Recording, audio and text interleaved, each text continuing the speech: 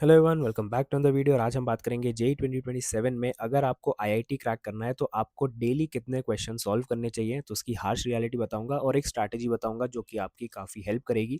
शुरुआत करते हैं। सबसे पहले हम देखेंगे क्लास 11th की शुरुआत में आपको 40 से 60 यानी एवरेज लेंगे 50 क्वेश्चन डेली सॉल्व करने चाहिए, जिसमें आपकी बेसिक कॉन्सेप्ट्स क्लियर हों, आप एनसीईआरटी सॉल्व कर पाओ और अपने कॉन्सेप्ट की क्लैरिटी अच्छे से रखना।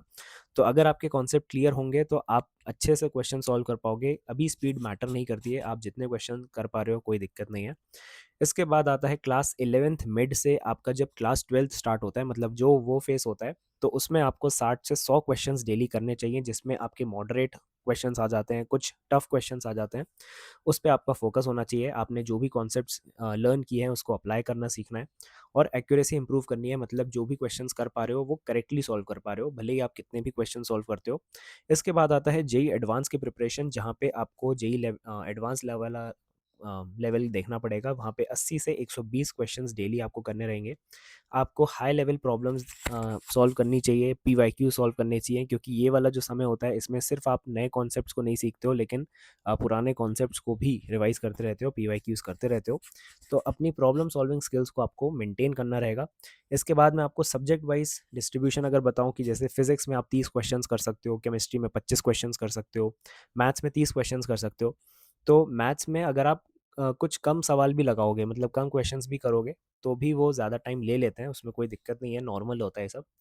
इसके बाद हम देखेंगे क्वालिटी एंड क्वांटिटी। ये बहुत लोग कहते हैं तो वो भी मैं वही कहूँगा कि आपको सिर्फ 100 क्वेश्चंस कर लेना ही ऐसा नहीं है कि आपने बहुत बड़ी चीज़ कर ली है, लेकिन आपने सॉल्यूशंस को समझा कि नहीं, मतलब आप उसको कर पा रहे हो अच्छे से कि नहीं, और आपने अपनी जो भी गलतियाँ की हैं अपने क्वेश्चंस में उसको एनालाइज कर पा रहे हो कि नहीं।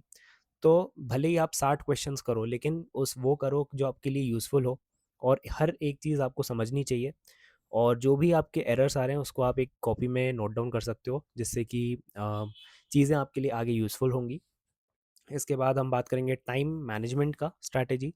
तो आपको डेली 6 से 8 घंटे सेल्फ स्टडी करनी है, तो उसमें आप 3 से 4 घंटे कॉन्सेप्ट रिवाइज कर सकते हो, 3 से 4 घंटे आप प्रॉब्लम सॉल्विंग कर सकते हो। तो हर 1 घंटे के बाद आप 5-10 मिनट का ब्रेक ले सकते हो, जिससे कि आपका माइंड फ्रेश रहे और आप आगे अच्छे से पढ़ाई कर पाओ। वीकली प्लान मैं ऐसा बोलूँगा कि आपको जैसे 5 या 6 दिन आप प्रैक्टिस कर सकते हो, पढ़ाई कर सकते हो, और एक दिन आपको ऐसा देना है जिसमें आप पूरा रिवीजन करो, आप सिर्फ मॉक टेस्ट लगाओ, सिर्फ क्वेश्चन सॉल्व करोगे। वो आपको वैसा करना है, और मॉक टेस्ट के बाद आपका जो भी गलतियाँ हो रही हैं उसको एनालिसिस करो, और वीक टॉपिक्स को आइडेंटिफाई करो कि क्या हो रहा है। तो आईआईटी रैंकर्स अगर आप बनना चाहते हो तो ये सारी चीज़ें आपको करनी चाहिए। Thank you.